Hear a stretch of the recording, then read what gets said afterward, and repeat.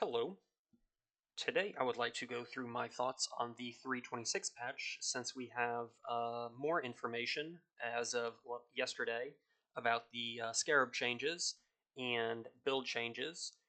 And since they basically go hand in hand, I wanted to clear up some confusion people might be having as some of the communications coming from other content creators doesn't really make much sense for the average player, as they're kind of suggesting builds that kill Ubers in the first 3 days.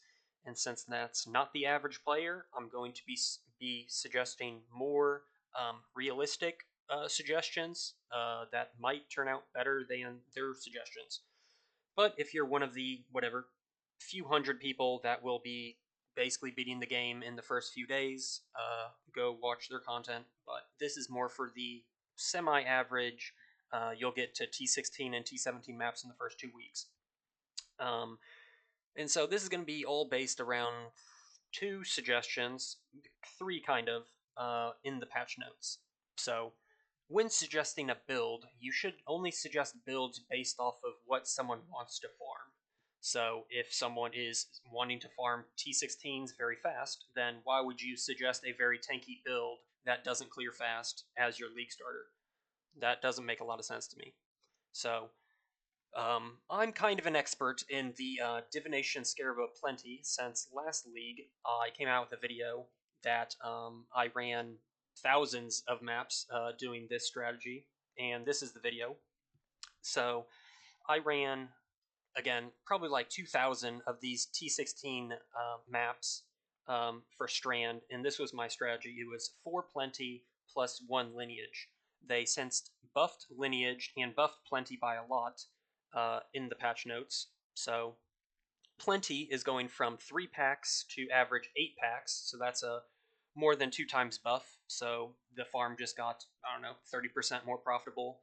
In addition to this, the main reason I was actually using this wasn't actually to farm divination cards. It was because magic packs are really good.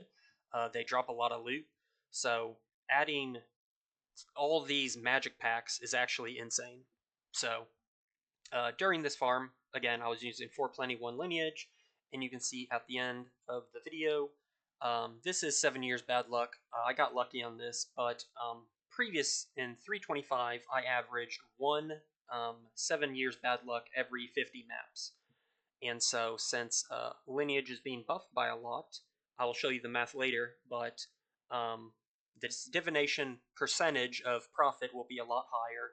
But also, since again, we just are juicing the maps with a ton of magic packs, you are also getting lots of Scarabs and T17 maps and other bubblegum currencies. I use an extremely strict filter, so you will see a lot more than just this loot, but I only pick up like anything over like a fifth of a div, at least in Standard League where I was testing it. So this is getting massively buffed, and that is the T17 or T16 strategy that I would suggest.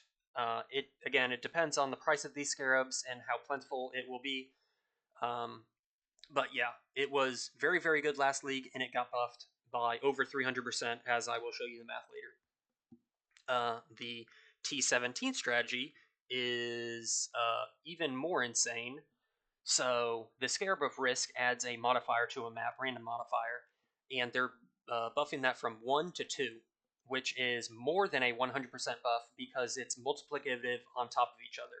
So when you add something to a map, especially in T17s, it will typically give like pack size and then quantity to the map, but also it might give scarabs, it might give currency, it might give all these other things. So it's multiplicative on top of each other. So if you get more mobs dropping more loot, dropping more scarabs, it's like, yeah, it's not over 100% buff, it's way more than that. And 5 Scarab of Risk was actually fairly decent last league. It did get beat out by some other stuff, like if you did T17 maps and you maxed magic pack size, that was a little bit better than 5 Risk Scarabs, but only by maybe like 20% or so. But again, since they're buffing Risk Scarabs by, let's say, 150% or to 200%, 5 Risk Scarabs is going to be literally insane. I haven't tested it. The patch hasn't come out yet, but it's going to be literally disgusting. The only downside is they are Scarab of Risk. So if you're running them on T17 maps, the map has 8 mods, and then the 5 Risk Scarabs are going to be adding another 10 mods. So I will get into this a little bit later, but these maps are going to be very, very, very hard, and I would definitely not run it on 100% Delirium unless you have a multi-mirror build, but 20% Delirium will be good. So I'll go into game and show my suggestions. So again, T16 strat is just a corrupted 8 mod map. This is what they look like. And then since they're corrupted 8 mod maps, you would want to be able to run every single map mod so that you don't have to be picky. You just stick these scarabs in and run. Again, I didn't talk about this. So lineage now, it used to have a limit of 1, now it's 2. So now I'm suggesting for T16s, one of the top strategies, even though I haven't tested it, but you can call me Nostradamus, it will be 3 Divination of Plenty, and then 2 lineage. And I will show you the math here. So the old Plenty gave 3 packs, 4 of the Scarabs, times the lineage, times the 800% multiplier on the divination drops. You got an equivalent of 134 packs of mobs that drop an equivalent amount of divination cards. That is being buffed. It is now 8 packs on average, 3 Scarabs, 2 lineage, 1000%. That's 432 equivalent packs of mobs dropping divination cards.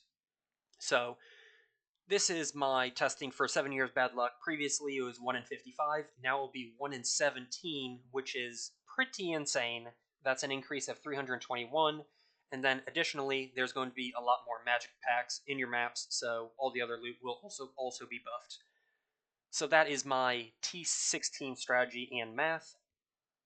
Now going into the T17, again, it's still the same. It's 5 Risk Scarabs, and you'll be running those on pretty well rolled maps just because I'm not sure how expensive these Risk Scarabs are going to be. If they're as disgusting as I think they will be, they will likely be pretty expensive. So you will want to at least roll your T17 maps decently. So what I'm rolling here is I'm looking for at least 50 pack size and then some combination of Scarabs and currencies. That's basically what I'm looking for. And this will be juiced out the wazoo with these Scarabs. Let's go back to my notes. So this is where I think there's a lot of confusion happening with other content creators suggesting builds for 326. They're kind of just suggesting things blindly, I guess. Again, you should be suggesting builds for specific farms. And since I believe that Risk Scarabs are going to be legit fucking broken, you should be playing a build that can run all map mods, like for sure. Because if you can't, yeah, you're going to be making like 30% less currency per hour. So if you are choosing a build, it needs to be reflect immune. So either running a chaos build or having an awaken weapon elemental damage gem that makes you immune to elemental hits, or another way to be immune to reflect. There's other ways, but I'm not going to go through all of them. Again, there's a modifier that basically cuts your auras by 90%. So if you're a build that requires auras and you're running these maps, your build is going to suck. So if you want to run one of the best currency making methods, which is 5 Scarabs or 5 Risk Scarabs, I would not suggest making a build that is based around auras. Same thing with regen. Sorry about Righteous Fire characters. There is a way to fix this.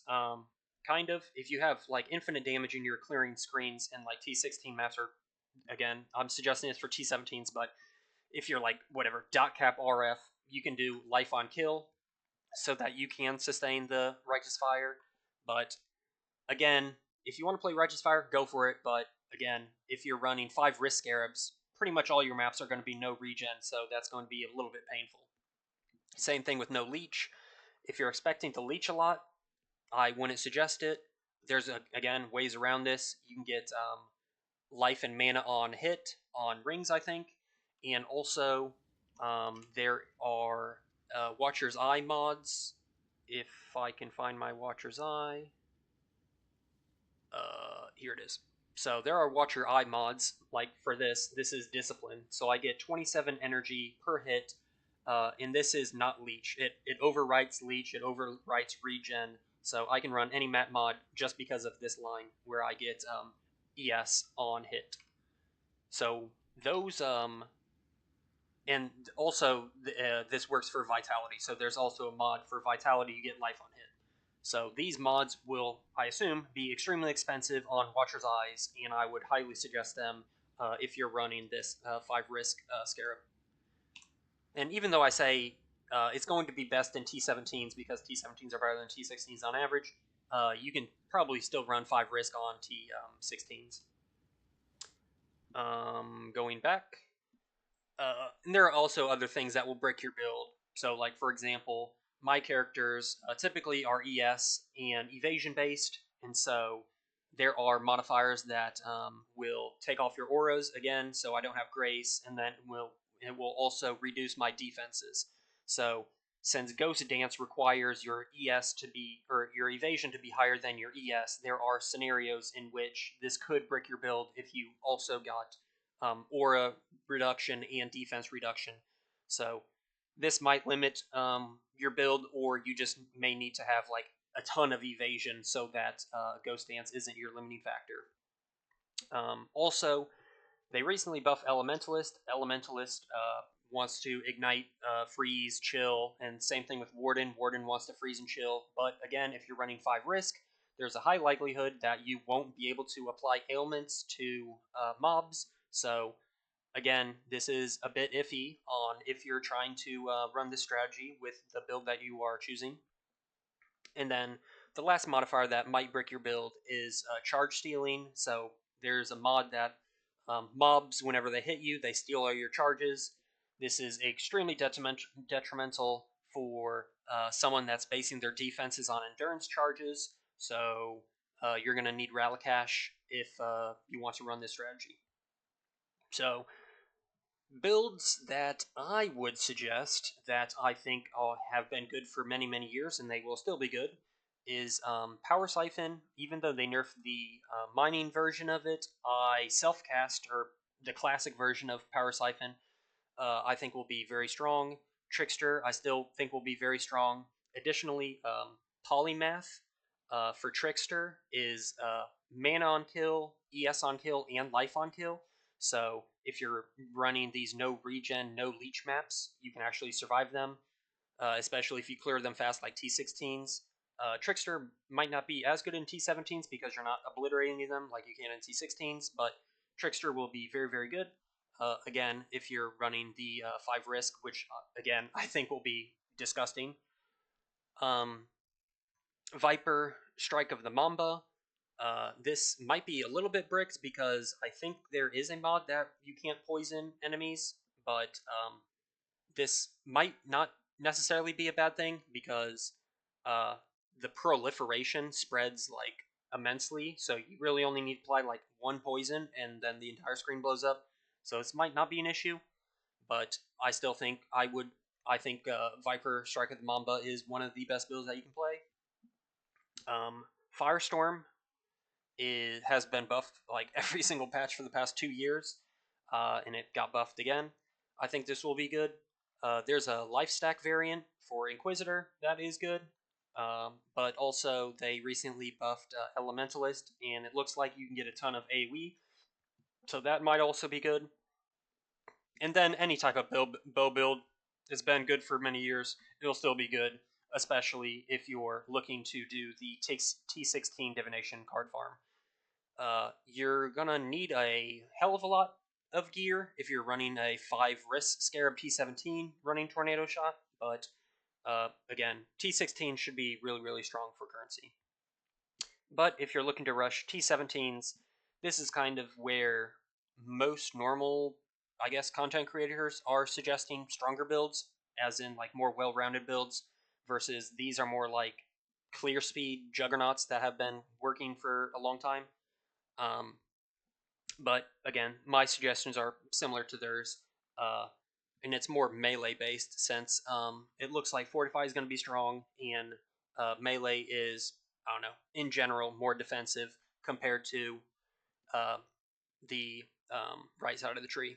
So Smite's good, Volcanic Fissure of Snaking's good, Ground Slam's good, but again, if you farm T16s a lot and you have like whatever 100 Divines of Currency, these builds will also be good for T17. So hopefully, I gave you some decent information and some thoughts. Good luck in the league.